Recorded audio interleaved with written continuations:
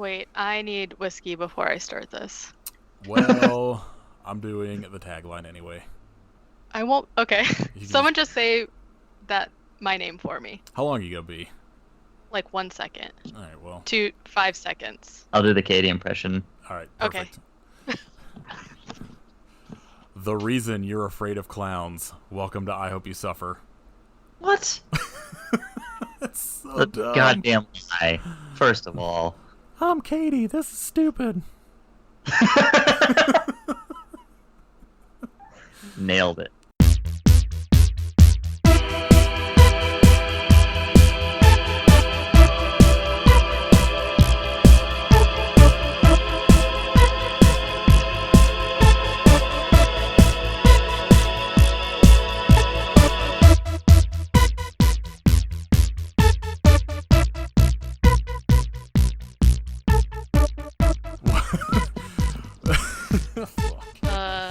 Okay. Oh god, I can't wait for you to listen to this in like 2 weeks.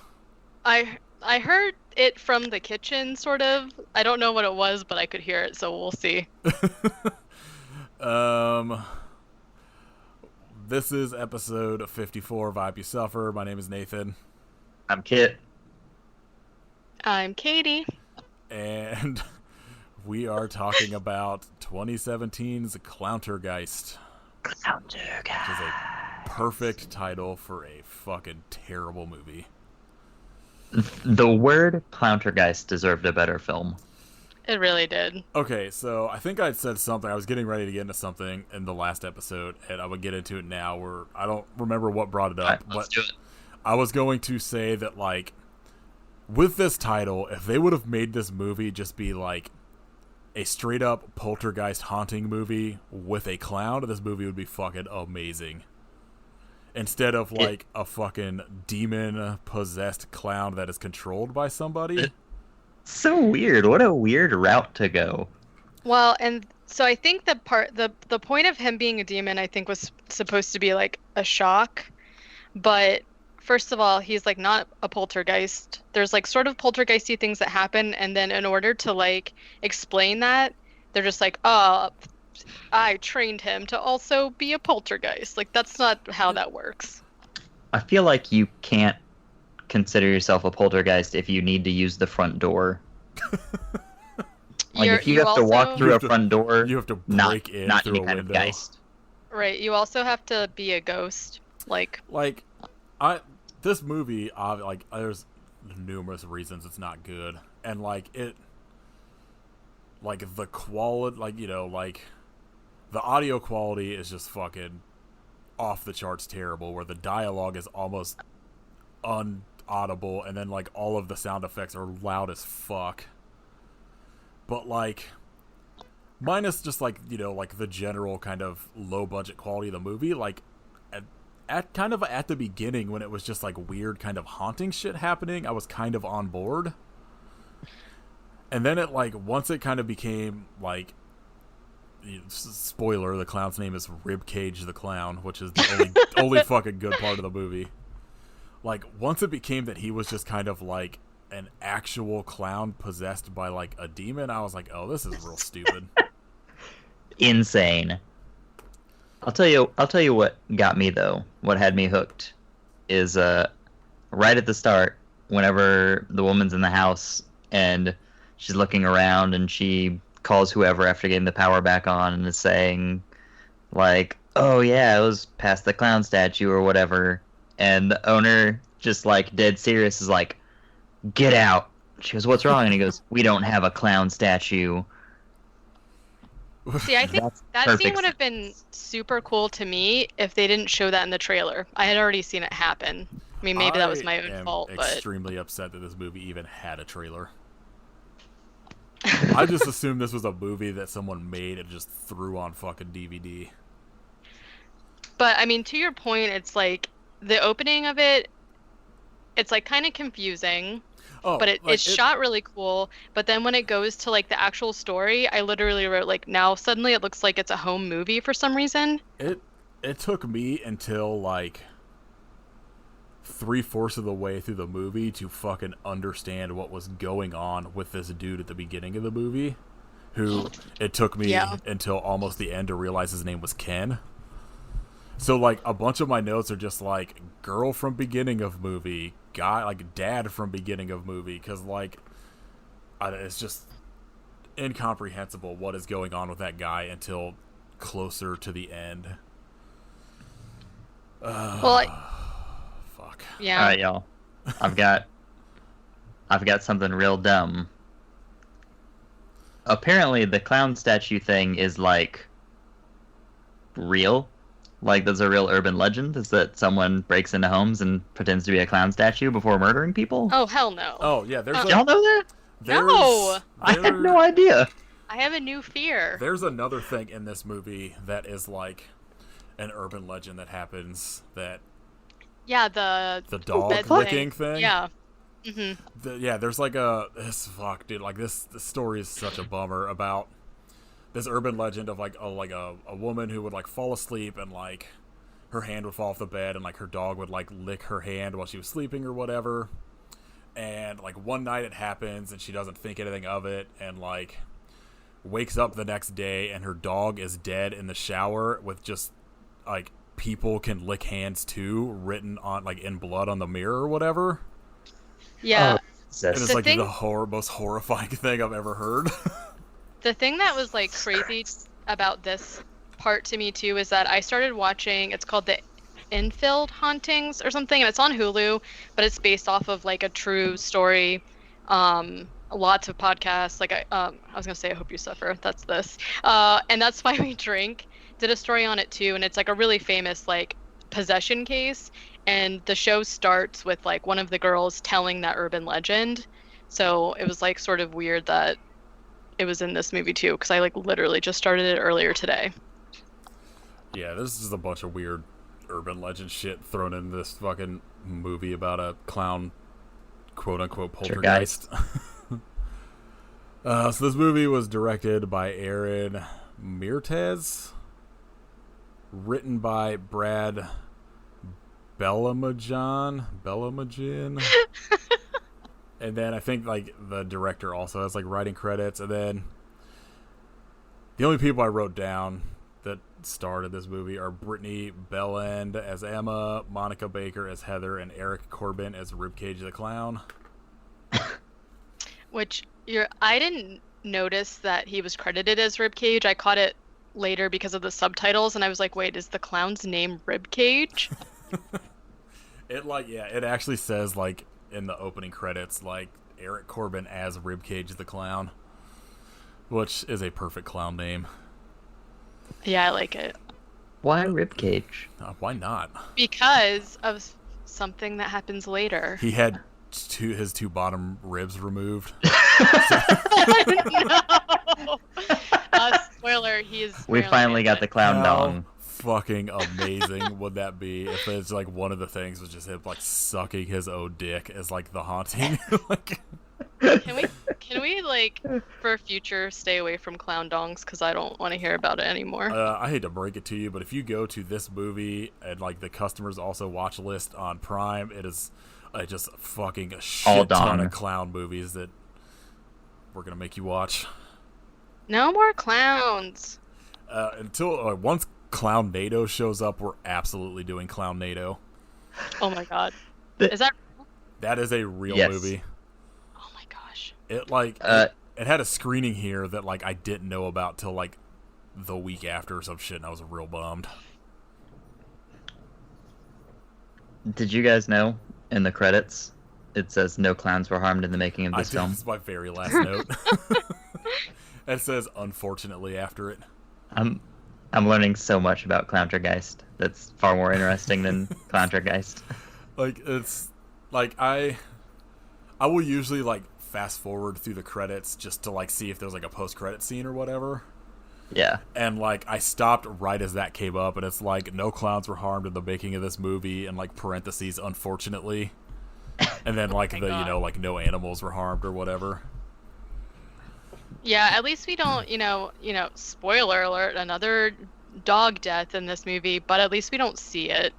Oh yeah, it's just it's almost worse with what happens with it later.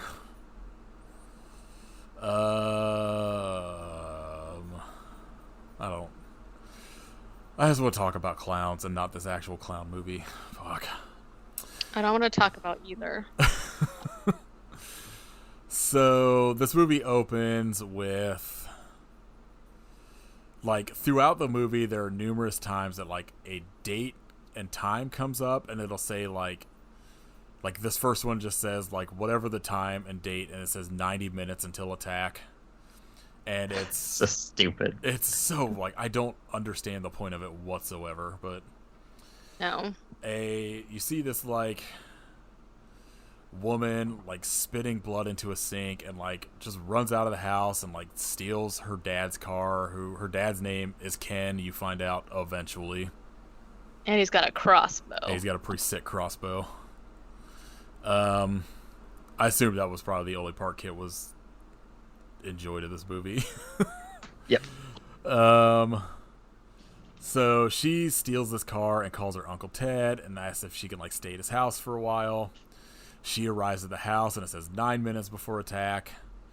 All the lights go out and she calls the uncle again about how to fix the lights, and it's just like the fucking typical scene of going through, like, this house at night, or not at night, like all the lights out or whatever, and just shit moving behind her and, like, noises or whatever. Like doors slamming. Yeah. She gets the lights turned back on and gets back upstairs and sees a clown statue and calls her uncle back and asks about covering the clown statue, and he's immediately like, get out of the house now, I'll call the police, we don't have a clown statue. This is where in the previous episode I mentioned I wrote dun dun in my notes. and like who has a clown statue? Who would have a clown statue? Serial killers. And then as he says get out of the house, we don't have a clown statue, the clown fucking attacks and it goes to credits. Unfortunately not the end credits. That's the whole film. That would have been a kick-ass movie, great, honestly. Short, but yeah, this was, I guess, based off a short movie that, like, the director had made, which I feel like is probably better than this. 100% has to be. So after the opening credits, you have Heather and Emma helping kick their stoner roommate out of the house, who is credited as stoner roommate, who is probably delivers the only somewhat funny part of the entire movie, of just being a typical fucking stoner. Yeah. She has like a huge box of dream catchers, and she's just like, whoa, dude, it's totally cool. It was just like the part when she's just like, all right, I gotta get going, and then they have that pause, and she's just like, can you help me with this box that's just full of, like, dream catchers and shit? It was pretty funny to me. And then Heather just, like, kicks it off the just, porch. Like, yeah, kicks it off the porch. She's like, cool, thanks, see you guys later. Almost all of this fucking bullshit with Heather and Emma at the beginning is just nonsense to make this movie an hour and 20 minutes. It's just them hanging out, fucking, they pull out fucking a t-shirt from the old stoner roommate that has a clown on it that Emma's afraid of because she's afraid of clowns, and they're just making fun of the stoner roommate. And then at this what? It's sort of weird that we picked two movies that were both, like, phobia-centric. To be fair, when I sent you, like, the 4 movies to pick from, I was hoping for Furry Nights. That's what I was voting for, but you know what happened. Yeah. Clowntergeist was, like, a pretty close second, but I also do not want any sort of fucking grief or furry fan base, so Emma and Heather work at an ice cream shop, and Heather is terrible with customers, which same. And I don't know, there's some fucking bullshit about this Pops character's introduced, who is just like an old man that drives an ice cream truck. Emma has a package for him, and Like, at this point, you don't know who he is or what he does, so my note just says, Emma has package for Pops, who is old man that works somewhere. The fucking sheriff comes in and warns Jonah, who is Emma's boyfriend, question mark. I don't know. I think they just like flirt with each other. Yeah, it's never fucking established what sort of relationship these people have together, except that Emma and Heather are roommates. But the sheriff comes in and tells Jonah about there being a murderer in town, and they have issued a 11 o'clock curfew, so he has to kick everybody in this fucking ice cream shop out. Let's fuck. Emma is like super excited that there's somebody going around murdering people for some reason. Yeah, I have Emma is excited about murder like she's a middle-aged white woman podcaster. I mean, same. Yeah. So you have like another, like, you cut back to fucking Ken from the beginning of the movie. That, like, again, it cuts back to this guy so much that I had no idea what he had any part in this movie until like 3/4 of the way, but he's just for some reason in it and isn't really named until towards the end. But I kept writing Crossbow Dad. yeah, I just wrote guy from beginning of movie, which is much longer. Should have just been Crossbow Dad. He hears someone say, "Thanks, Dad, I love CBD. you." CBD, yeah, Crossbow Dad. Crossbow Dad oil. Oh, that's the only way I'm ever heard CBD oil from now on. Now. Yep, I've ruined it for myself. Whenever we finally have merch, I'm gonna make a CBD shirt. No, we're just gonna make fucking oil that's just water in a bottle that just says Crossbow Dad on it. So he hears somebody say something, get a knock at the door, and gets his fucking crossbow, and yeah, That seems excessive, right? Like, someone's at the door, I might need to murder them with a bow. like talking about this, all of this sounds like it would be fucking awesome, but it's just not. Like, I also like you have don't like a understand. fucking clown hand and a glove that just pops out from off screen and like tries to strangle people. You got a dude with a fucking crossbow. You had stoner roommate. Like, all of this sounds amazing. Balloons. I also like at this point don't understand why the dad is being Clowntergeisted. I still don't know why. By the end, I don't Because- know why he has any part of it other than that his daughter was like haunted. I mean, I guess right. I guess because he's like researching it and like trying to stop him maybe, but then I'm not going to reveal it right now, but when you find out the reasoning that Clowntergeist is happening, it's like doesn't make any sense. I like referring to Clowntergeist like it's in the third person. shattering event. Oh yeah. You'll never know why, Clowntergeist. That would have been, see, if the tagline for this movie was you'll never know why Clowntergeist happened or some shit, it would be much better than fucking whatever it was that I don't feel like scrolling back up to look at my I'd be notes. so intrigued. Yeah. Somewhere I saw Guys. maybe one of you guys shared it. I don't see it like on the actual page, but there was like something with the poster, which again, the clown on the poster does not look like what Ribcage actually It's looks like, so I'm not sure. Very 2000s. Like, the Tsunami one has It's a tornado of bees or whatever that, like, none of the actual people on the cover in the movie. It's just shit happens with movies now. Right, it's like Mother Krampus all over again.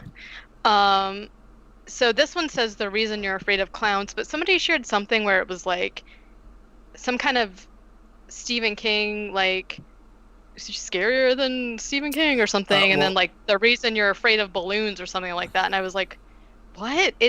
No. If it's the one I shared on like Instagram, it had a bunch of like critic quotes on it because somebody gave this movie 8.5 out of 10, Get the And fuck out of No. here. I hope they have diarrhea for the rest of their life. Oh my god. Fuck. Sorry, So continue. disappointed now, hearing that. I mean, I'm not surprised. My time on Letterboxd has showed me that people are terrible with rating movies. Don't get him started about Muckman. Muckman is Oh, still it's at in a there. 2.9 somehow. Muckman, almost better than this movie. Wow. I haven't seen it, but I'm gonna guess that it probably is better. Muckman was I felt like more enjoyable because I was just like, this is just stupid, and it like at least knew what it was. This movie is trying to be legitimately like scary, and it's just not. Well, that one was older, wasn't it? Muckman? Or no? No, it was like Yeah. 2009 or something, maybe. Like, Okay. it wasn't Well, that old. I just don't understand how movies like this are like still coming out. I watched was it called School Spirit? I like tweeted about it, and it was like one of the worst movies I've ever seen. It's on Hulu. Oh, Do wait, not isn't go and that watch it. the Into the Dark? Isn't that part of the Into the Dark series or whatever Hulu has? I have no idea, but this movie was like so bad, and I was like, who is giving people money to make these movies still in 2019? I mean, It like came out this year. It's so but bad. you don't like. That's the thing, though, is you don't really need it. Like, if you have like a camera, like a camera phone, like you can make a movie that some of them like actually aren't bad. It's just you have to have a fucking good idea and script first. But like, you can make a movie on your phone and edit it for free, like on free editing apps and shit. Like, you don't even need money to make a movie at this point. All right, let's do it. Jazz Ghost. 2020. Yeah. I feel like Jazz Ghost is gonna get real racist though. Like, We'll get Kevin Bacon. It'll be fine. And Fred Savage. I feel like that would negate making a movie with no money because we're gonna have to pay both of them. Tom Green we could probably get for cheap though. Oh, Yeah, absolutely. Tom Is he Green even as doing Jazz anything? Ghost. I'm gonna tell Tom Green I love the Tom Green show, and he'll do it for free. Yeah, the good version of the Tom Green show. He just wants validation. I'll just be Anyway, like, Drew Barrymore sucks. He'll be like, right? Yeah, I don't know. Some shit happens with the crossbow, and then, yeah, you start getting, like, you see stuff with the balloons throughout. That all Right, of these. okay, so- Oh, go ahead. Another thing is like this clown is writing on balloons With a Sharpie. This nice. with a Sharpie. Oh, there's a balloon in the sink, and it says "Don't fuck with me." Yeah. And like, there's a bunch. Oh, like, so you yeah, get balloons so that makes with sense. like times on them and shit too. That My is, like, favorite the balloon times of is attacks. "fuck your daughter." Yeah. Oh yeah. Oh God, are we done yet? No. This has been like 20 minutes. So, Emma and like Heather are just kind of talking about there being a murder in town, and again, Emma's all fucking about it until I wrote Emma is excited about murder. yeah. I do like though. Heather, I think, is a really good character, and I feel bad for her because first of all, she looks like that girl who plays Felicity in Arrow, who I love. But she is like the whole time she's like, let's fight, let's do all this stuff, and Emma's just being like a stupid bitch the whole time. But she was like, why don't we come up with a serial killer tornado drill? And I was like, that's a really good idea. That is a fucking sick band name. Yeah, so they eventually like go to bed, and Emma hears like scratching at her door, and this is when you get like the shit we said earlier with like her dog and someone licking her hand, where you see a shot of the dog like in the hallway, and there's like a loud noise, and Emma goes, well, first she hears the loud noise and just pulls her sheet over her head and hides under it, which is ineffective. Is she 5? Yeah, and then a clown hand comes from under it and like grabs her mouth, and she gets up. Which, like, again, at this point, I was like on board with just like weird, just like clown hands popping out from nowhere and shit. That's all there is. It's not like a whole clown. It's just a haunted arm. Yeah, it's just a hand, but it's got on those like white gloves and shit, so it's just goofy as fuck looking. But like, I was like on board with the idea of just like a clown ghost haunting people instead of what it ends up being. But Yeah. Emma gets up and goes walking down the hallway and sees a balloon that says "Goodbye, Sammy," which is the name of her dog, and entrails and the dog collar in the sink. She wakes up the next day and is like freaking out, and I guess isn't totally sure whether it was real or not, but thinks like whoever the murderer was in their house, so she wants to call the police. And Heather's like, "No, you're crazy. What are you talking about?" And she's like, "Oh, I just have night terrors." Like, Yeah. but you're gonna try and call the police. You get like a quick thing of the sheriff talking to Ken about something.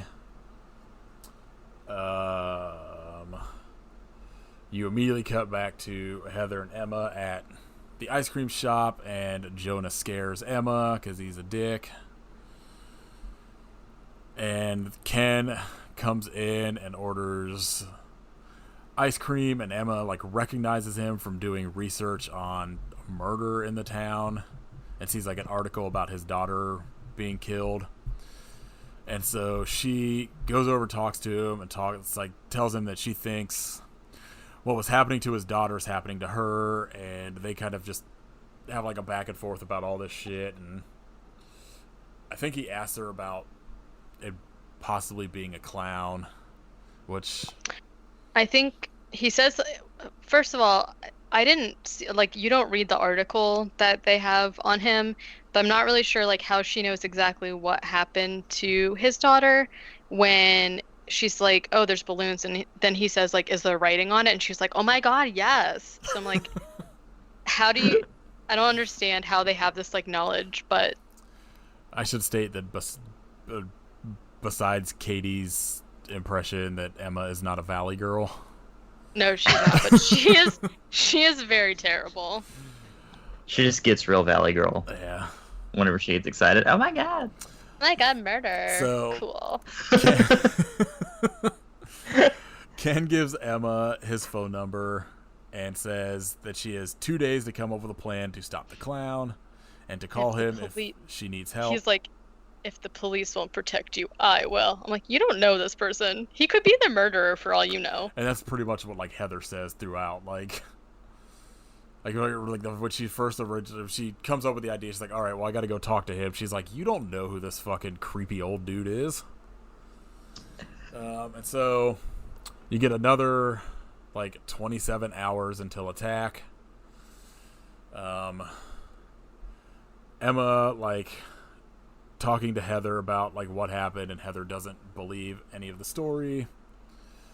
And like, oh, they're like driving, and like they're kind of talking about it, and as they're driving, and you see like a POV shot of Emma looking at Heather, and you see like a clown fly by as they're driving. That part was so fucking dumb. Jesus Christ. Well, now I'm imagining the clown like literally flying. Now that would have been a film. I mean, a poltergeist would be able to fly, I assume, so they fucked up in that regard. For real. Well, yeah. So they end up stopping. I can't remember if like the car stops because of the clown, because I know he fucks with the car later, but like they stop and see what I can only assume is the extremely mutilated body of the sheriff, because all you see is like the rib cage and like a fucking the rib cage. Yeah, I get it. As in rib cage the clown. I get it. I'm just not acknowledging that this movie did that. But it also has a balloon tied to his rib cage. Whoa. Yeah. Getting meta here. And Okay, but up until this point, I did not know that the clown's name was Ribcage, so lost on me.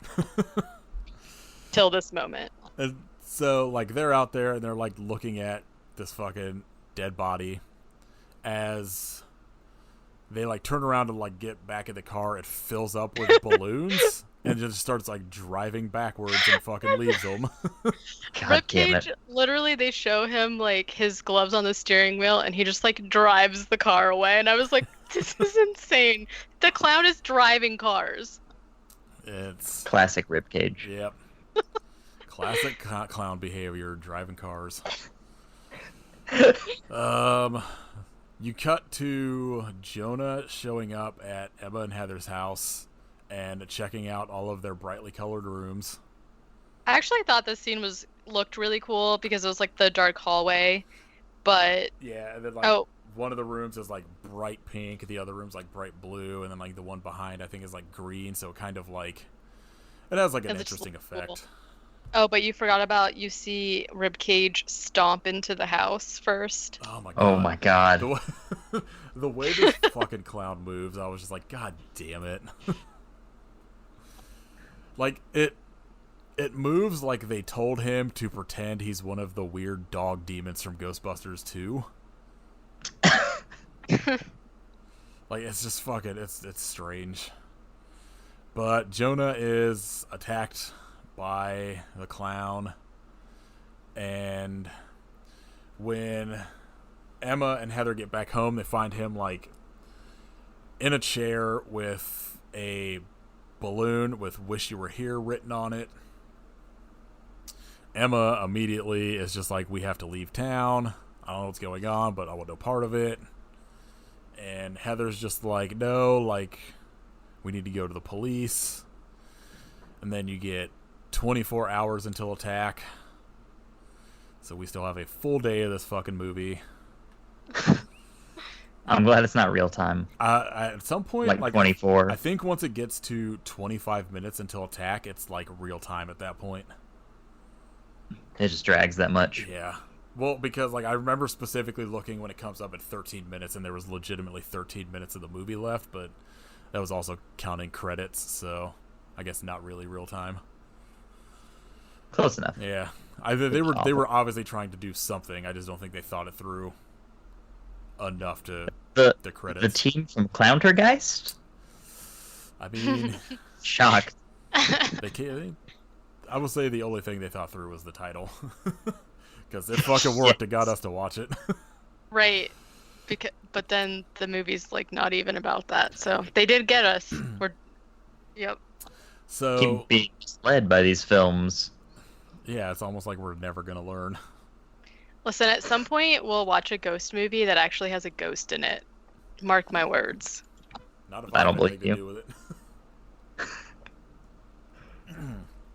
So Emma decides to leave on her own and is driving, and her headlights go out on her car, so she like pulls over to figure out what's going on and like goes to get out, and the locks are locked, so she can't. And she sees Ken's daughter, like Crossbow daughter. Yeah, like I don't like, the only way I can like describe it is I guess like zombified. Yeah. It's, I don't know, it's weird. It's just essentially it's just her with like weird makeup on and just a bunch of blood around her mouth, but her but gooey. Like at this point I was just like, is this gonna turn into a zombie movie? What is happening? And I don't know, then the radio turns on and it's just like a Ribcage talking, but I just was not paying attention to anything he was saying. And then like she's like freaking out, and a balloon pops up that says "Look behind you," and when she looks behind her, there's like nothing there, and then all of a sudden like the fucking zombified body of the sheriff shows up and like scares her or some shit, and then it's just a fucking clown hand reaching from the back seat of the car around her in the front and just like smashes her head into the dashboard or the fucking steering wheel. Just straight clowns her. She got Clowntergeist. That should be the only way that verb is ever used. The next day, Heather finds her in the car and like comforts her, and then okay, so yeah, never mind, this is all stupid too.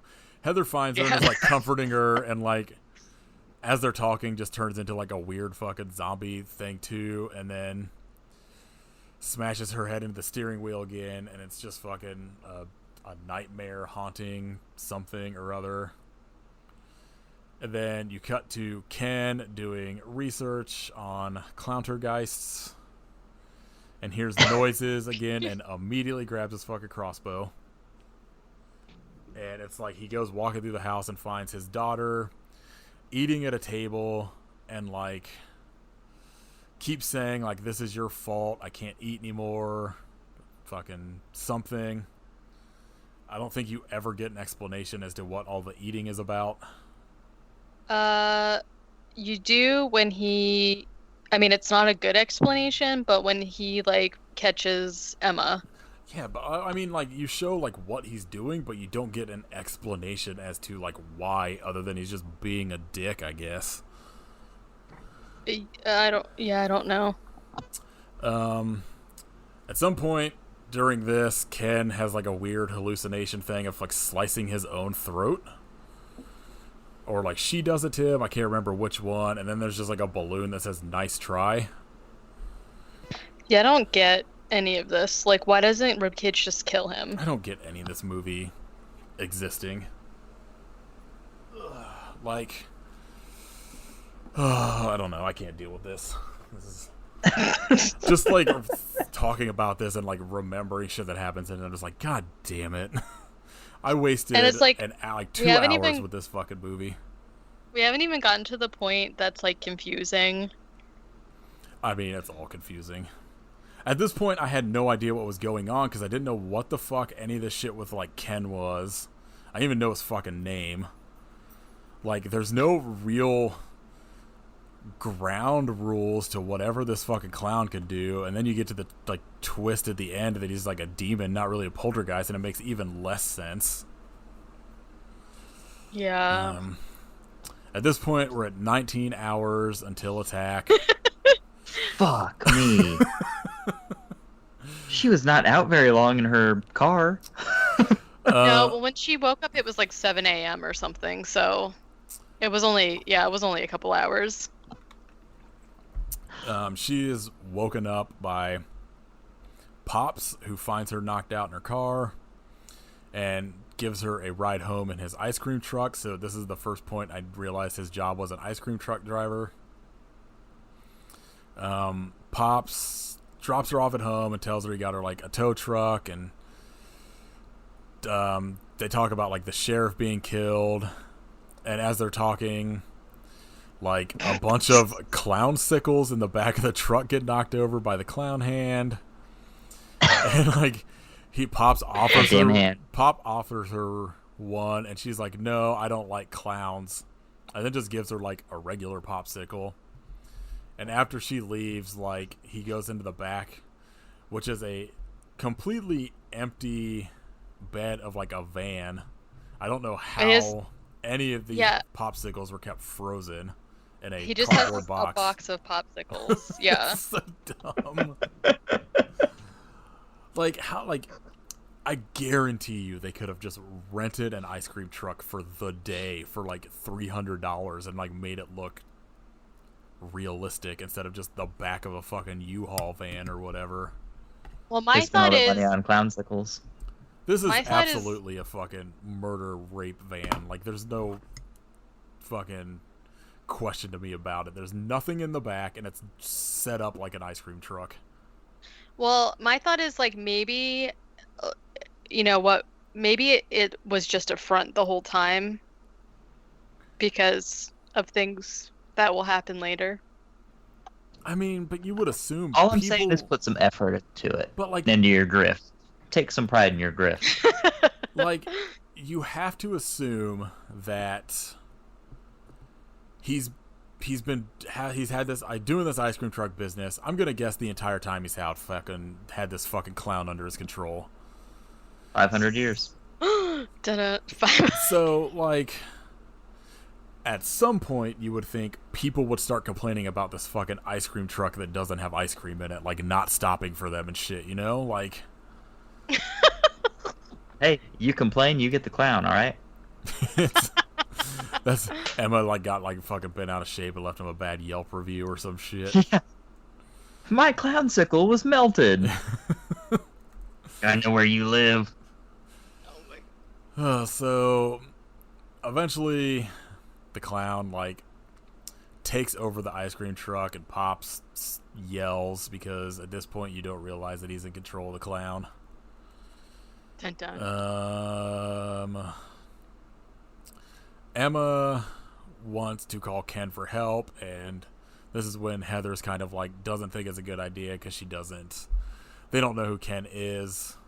For all they know, like he could have killed the daughter or whatever. They don't realize he's CBD. Yeah. Yeah, bro. I've been fucking. I just need like a camo hat now that just says CBD on it. People, You got it, dude. People ask me, they're just like, "What is that?" I'm like, "Crossbow Dad." What the fuck you think it means? Duh. You idiot. So they go to Ken's house, and Ken's plan is to use Emma as bait, and that he can kill the clown if he could just like get to it without him seeing it or some shit. Right, so somehow Ken has found out that Ribcage is demonic. He's possessed, but he never had an exorcism, and that he's actually human. Somehow, I don't know how he found this out, but that's what he like says to her. It makes zero sense with anything that happens in this movie. No. Because, spoiler, he gets shot by CBD a couple times and is not dead. Right. So, at this point, we're at 12 hours until attack. Heather...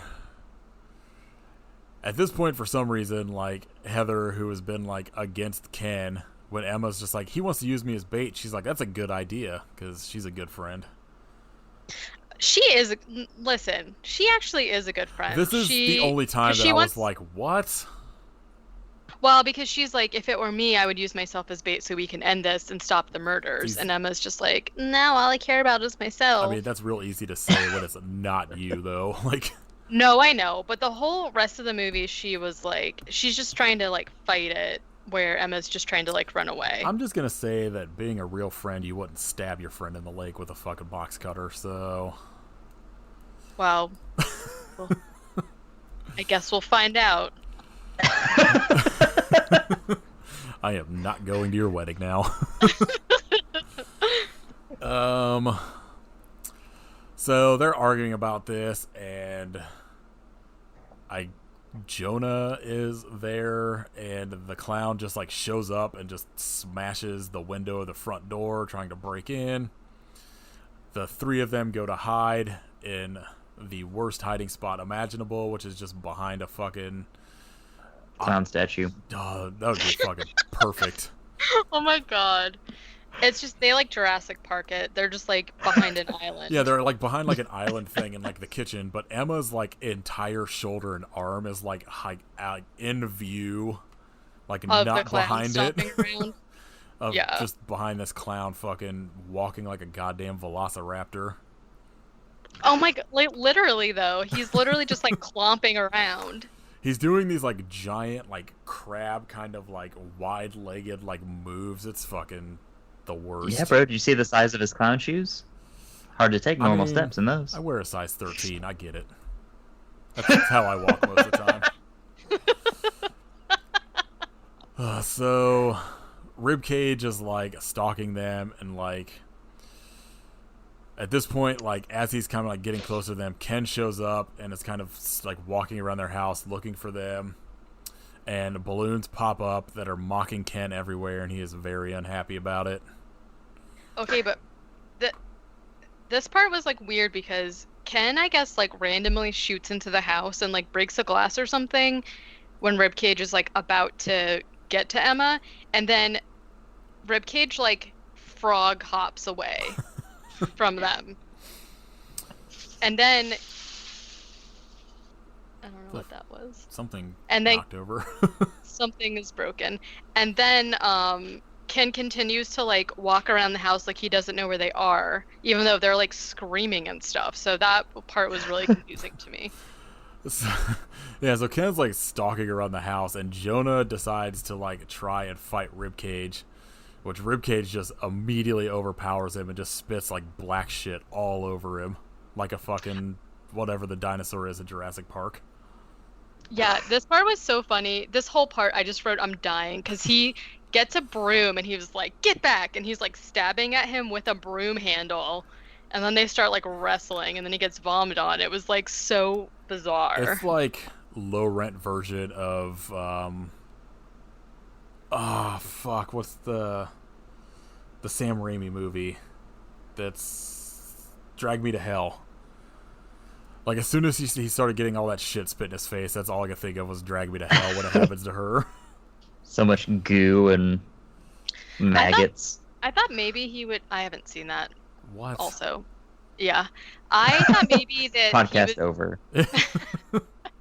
I thought maybe he was going to get like possessed at that point or something, but there's literally no point to him getting thrown up on. Yeah, it was just like a thing to just make It Ribcage seem like he's got powers of some kind, I guess. it looked like he just ingested a bunch of Drano and was like, oh nope, can't keep this down. Well, I mean, clowns are notorious for only Chugging Drano. only subsiding on fucking bathroom He did like cleaning roll stuff. around on the ground and stuff, so you know his tum tum That's was true. upset.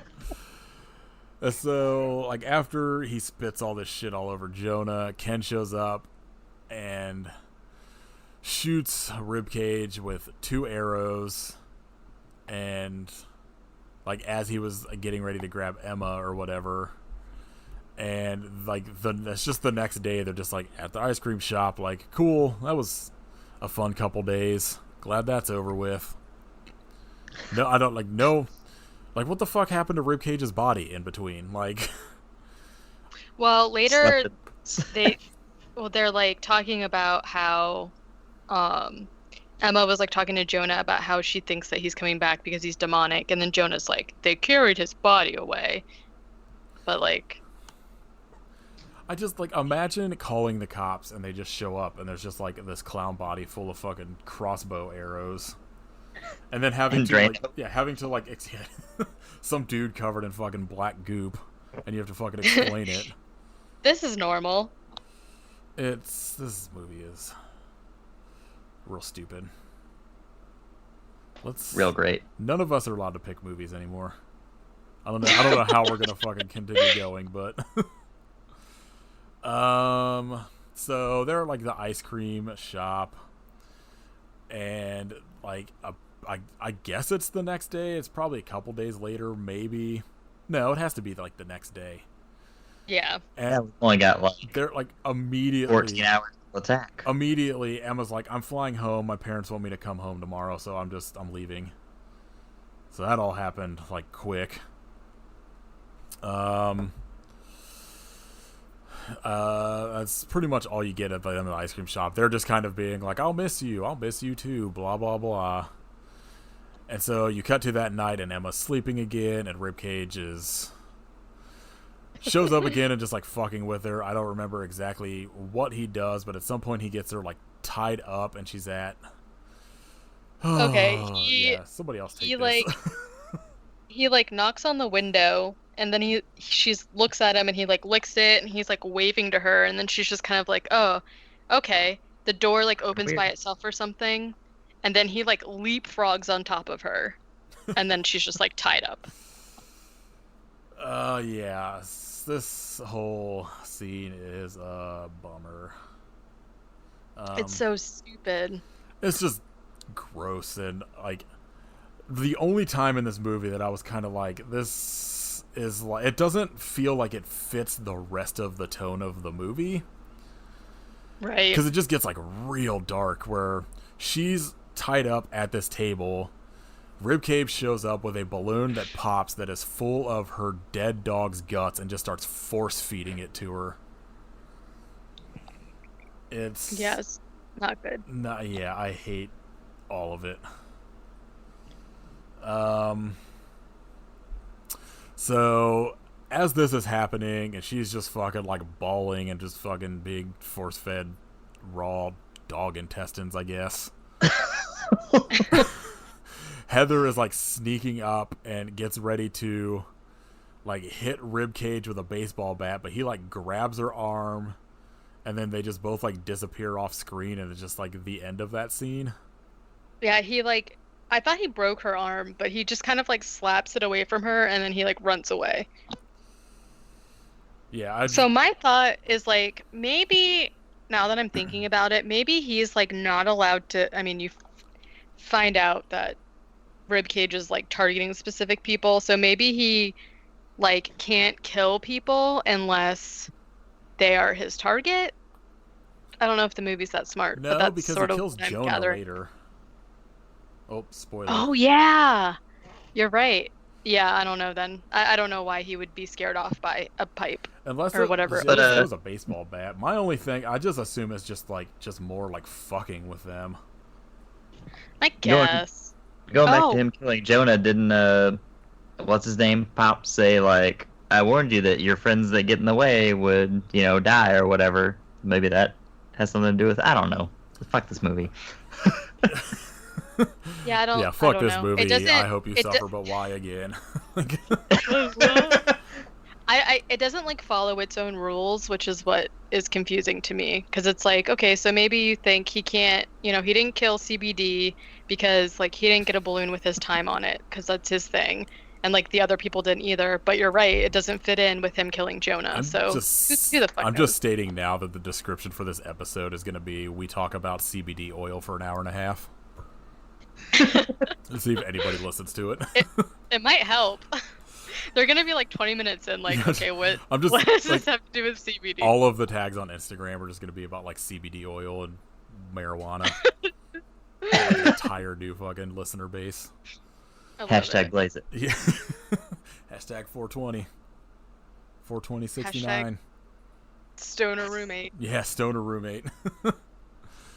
So you cut to Jonah driving somewhere and is just stopped on his phone at, I guess, a stop sign for fucking entirely way too long. And all of a sudden this ice cream truck pulls up behind him and, I guess, gives chase. Emma and Heather are out driving and hear ice cream truck music and go to see where it's at, and all of a sudden you get 25 minutes until attack.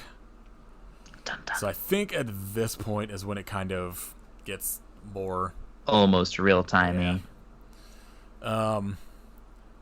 So if they were going to do this time, like, it would have been amazing if there was just like an attack after the credits, like just the like a post-credit scene is just like that's when the attack happens, or like have Ribcage like attack the screen or something stupid. But the whole movie's in 3D, and the only 3D aspect they use is post-credits, and he's looking out at you. Just like 3 seconds before it happens, all of a sudden it just says put on 3D glasses now, like inexplicably. So Emma and Heather go into the ice cream shop, and Ribcage is like strangling Pops. And they're just like, Pops is like, please, Emma, like, come over here, like, help me. And she won't do it. And Pops is just like, all right, enough of this. And just like nonchalantly gets up and like walks over to Emma.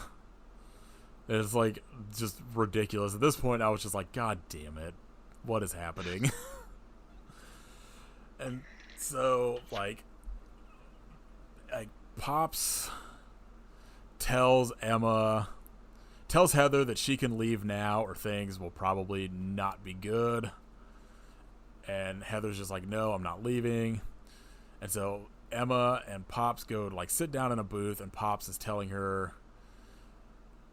talks to Emma about like if she's afraid of clowns, and she says yes, and that it's fine, in 15 minutes it'll be over, and just all of this fucking nonsense about him testing people that are afraid or something. Yeah, this is the most... Somebody... This is the most ridiculous part of the movie. Yeah. Stalemate. Just let that go for like I'm just gonna like edit it so it seems like that goes for like a solid 2 minutes or something. He's basically like, I seek. That's why I was saying like maybe he can't kill people unless they're the target, but obviously he can. But he's just like, yeah, I just like seek out people who are afraid of clowns, and if they can't overcome it, then they just die. I'm like, that is insane. Yeah. What? Like, why? Why? Also, he comments that he's also afraid of clowns, so like, kind of a Hypocrite. Yeah. yeah. All of it is extremely Incredible. stupid. How dare you? A masterpiece. Yeah. If I'm up waiting to see this get rated on Letterboxd later, it's like 4 out of 5 from Kit. So they have all this talking and whatever, and eventually Pops just is like, okay, well, like, I've been in control of Ribcage. The clown has been possessed for about 30 years. 30 years. This poor possessed person. Yeah. Pops is apparently says something like, I think he's like behind the balloons somehow. Because he said, or he's, no, never mind. He says that he gives, like, Ribcage gives the balloons to test if people can overcome their fears, but I don't know. All of this is, like, just nonsense dialogue that did not need to be here. I was perfectly fine with going along with just this clown is a poltergeist, and I didn't need all this fucking bullshit. Right, and that's where you get sort of the throwaway line of, like, with my help, he's become paranormal or something. And I was like, yeah, because in the beginning of the movie, he like made a chair move and a door slam, and like suddenly he's a poltergeist. Like that's literally all he does. It's just like, well, I guess he. Oh, go ahead. I guess maybe he also like appears. That explains his arm just like appearing places, but it's not. It's not. He's not a poltergeist. It just seems that like after like the Saw movies especially, like every fucking horror movie feels like they need some weird like twist in it that you don't need. Like this movie would have been better, or I would have enjoyed it more if it was just a clown haunting people instead of all of this fucking bullshit with Pops.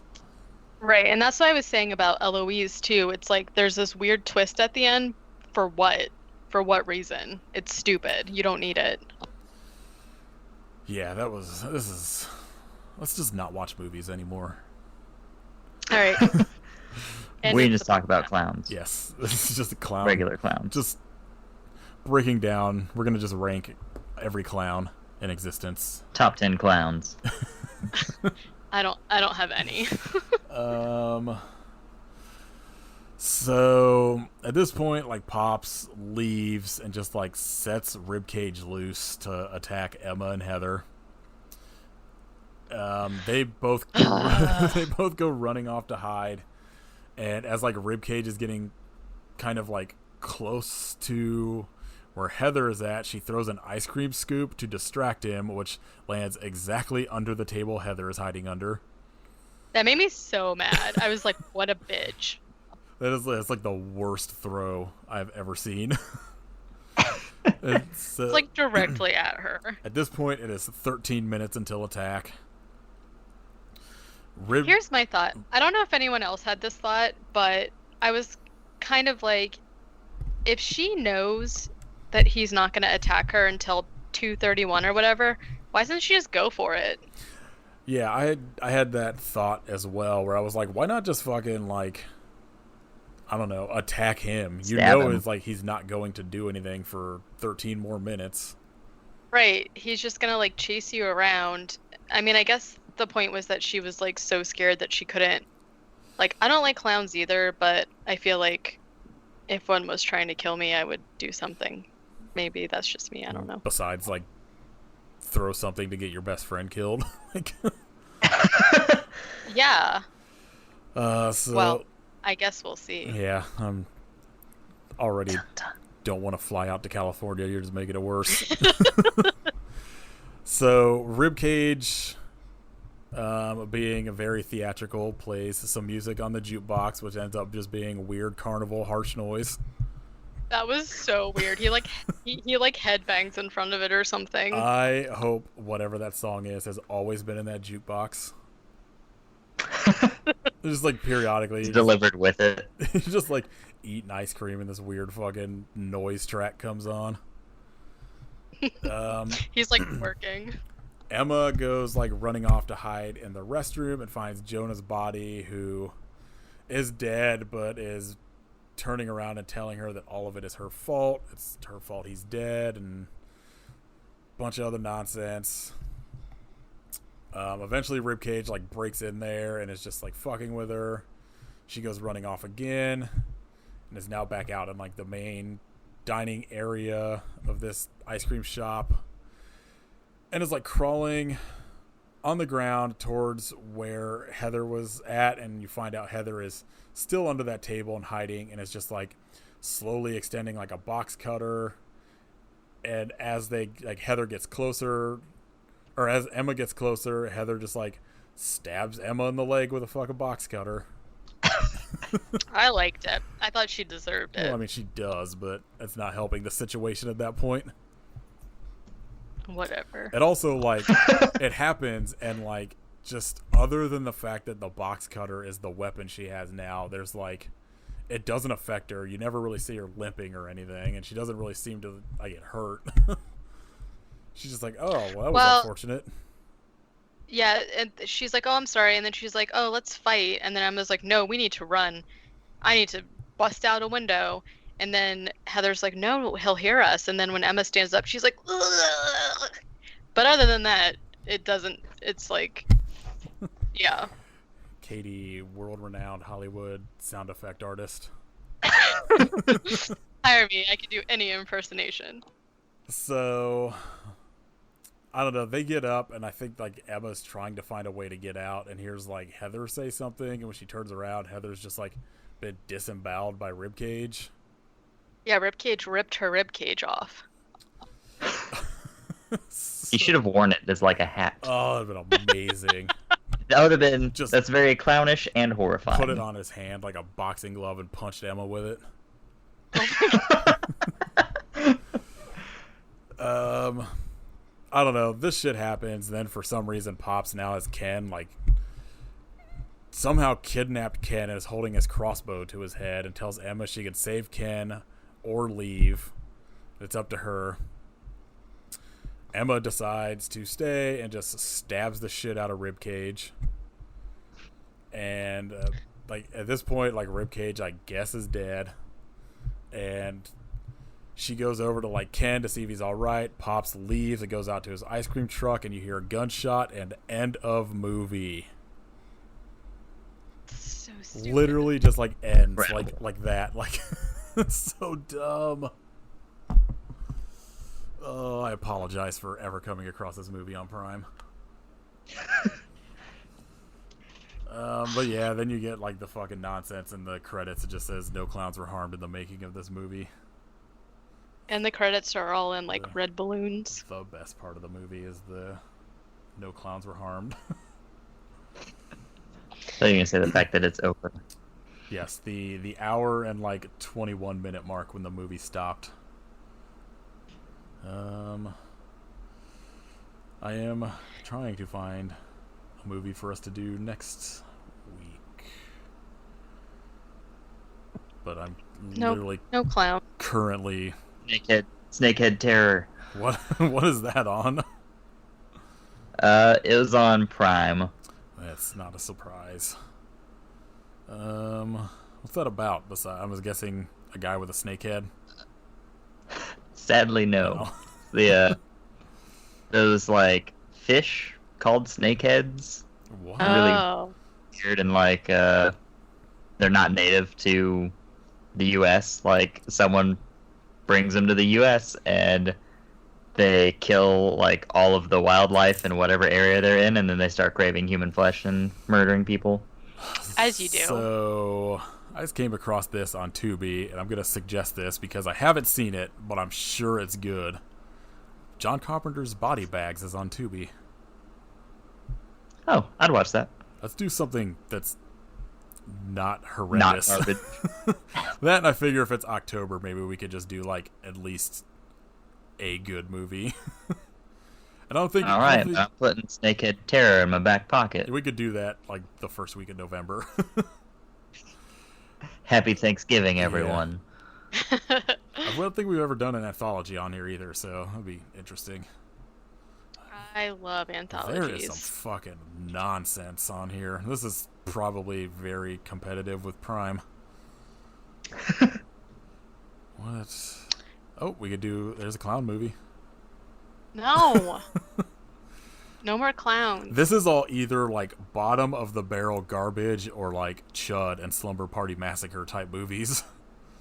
Fuck. There's some fucking good. Goddamn, Texas Chainsaw Massacre 2's on here. Basket A Case. perfect film. Hellraiser 1 and 2. House 1 and 2. We need to do House 2 at some point. House 2 rules. Oh, Evil Bong. Oh my god. God. I saw There's like 7 of those. Bone Eater or something is on Prime. Oh. Nudist Colony of the Dead's on Tubi. Oh no. Oh, I don't want to watch that. Another clown movie. God damn, there are so many fucking clown horror movies. It is unfortunate. Well, I mean, yeah. They do have that documentary that's like about this clown. I think Shane shared it, and it's like a real guy that people hire like specifically to scare children. Wrinkles. Oh yeah, that's like just started playing at Fest and stuff.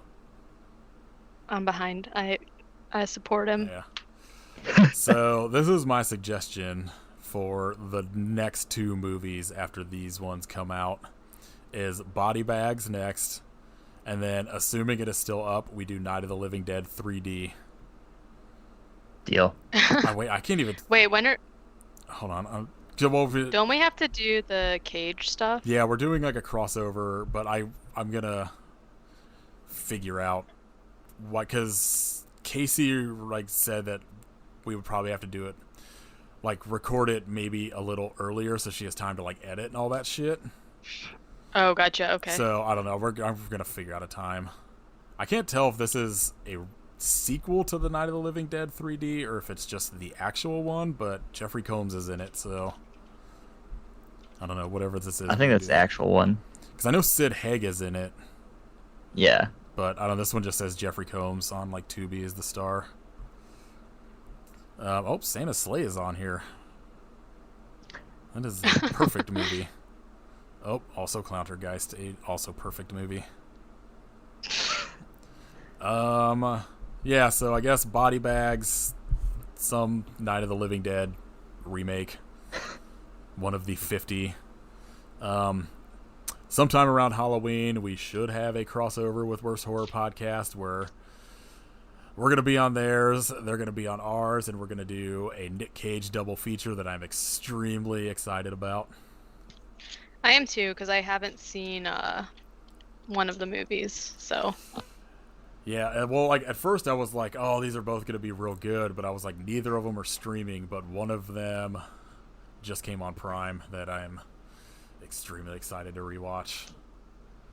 I don't know if the other one's on anything, but we'll figure it out. But yeah, I think that'll probably be all of October, because I think Clowntergeist will come out like the first Monday of October. I don't know. Time, again, is something we have a hard stance against. Yeah, so this episode will come out in 2 weeks. Yeah, I think this will come out like the 7th. Yeah. Something like that. I don't know. Don't watch this movie. It's not fun. No, it's not. Watch, I don't know, go just watch. Don't watch anything with clowns. Fuck clowns. Clowns are terrible. Hard agree. So I watched this movie. Here's my recommendation. I watched this movie after those 2 terrible movies. It's on Netflix and it's called We Have Always Lived in the Castle. And it was written by Shirley Jackson, who did like The Lottery and Haunting of Hill House, which obviously I'm a huge fan of. And it's a really weird movie, but it's weird in a good way. But it stars Crispin Glover. Oh shit. No snap. And Sebastian Stan is in it also, and then one girl, I don't know how to say her name. She was from like the first season of American Horror Story, and then the girl from Percy Jackson. I don't know. It was really weird, but I liked it, so I recommend that. You got anything, Kit? You want to recommend? No. New blood incantation long sleeves with tour dates on the sleeve. Yeah. Yeah, go support Blood Incantation. They make sick ass tacky fucking long sleeves. And also good music. Pictures with Nathan's face on them. Yeah, I was like Shirt. so Shirt. confused about whatever that fucking thread was about until Caitlin explained to me that like the book was called like something in Nathaniel, and I was like, oh. Yeah. I was like, it was kind of just like a throwaway tweet at her, but it was really popular, so. Yeah, Caitlin makes like weird, like real dumb, like metal joke tweets that for some reason just like blow up. Yeah. I'm gonna say follow RST videos on Instagram. Somebody is working on reopening the video store that was next to the Quick Stop in like the Clerks movies, like all Kevin Smith movies. And they have like an Indiegogo kind of up now, and are just like in the process of like, I think they might have the property already. They're just kind of trying to help get more funds to clean it out, because there's like a bunch of pictures and shit on Instagram of what it looked like, and they're trying to open a video store, which I think we need more of, because in like a year every goddamn network's gonna have their own streaming site, and you're not gonna be able to watch, like, you're gonna have either subscribe to 300 streaming sites a fucking year or go back to videos, which is what I'm doing. Yeah, I'm like, I already can't afford the 2 that I have, so the fact that I have to buy one for like every single network, I'm not about that. Yeah, so I think what's either gonna happen is shit's gonna go back to like physical, like real heavy, or there's gonna be some new, like, something new will come along that's just going to like kill streaming, because everyone's just gonna get like super greedy, and they're gonna make it to where nobody can like I don't know, stream any of the shit they actually want, and it's just gonna be a nightmare that's just going to fuck everything up. So I'm gonna have to keep buying movies for this dumb podcast that I can then just give away as giveaways later. Yeah. All right. Follow us on Twitter at IHopeYouSuffer, Instagram at IHopeYouSuffer Podcast. Go listen to Kit's other podcast, Riff Raff, about sometimes metal, usually Blood Incantation, usually animal dicks and Mortal Kombat, and I don't know, whatever 90s 4K movie Pat bought that reminds me, I didn't make Pat watch the alligator dick video I found. Thank you for reminding me. I forgot that you were like, oh, don't worry. He's like, no animal dicks this episode. You're like, oh no, I got an alligator one later, and then it just I forgot it never happened. Don't worry. I also like there was one of the episodes you guys like started talking about new cattle decapitation and then never played it. I didn't realize he didn't play it. I don't think it was ever in the episode. You guys talk about it like you just discovered it and talk about like you're gonna play it, and then it's like 20 minutes of that, and then the episode ended. It was pretty genius. Follow Katie on Instagram at werewolfface and buy art from her. Yay. You can listen to my other podcast, Let Me Be Your Pot of Love, about flavor of love and nonsense like that, with my girlfriend Caitlin. It's we get real gross on it. I'm just kidding, we don't, but I'm going to now. I won't make it so like nobody feels comfortable listening to us. Yeah, that's it. I hope you suffer, but why? Wow. But why? Kit, do it like Katie. Do an impression.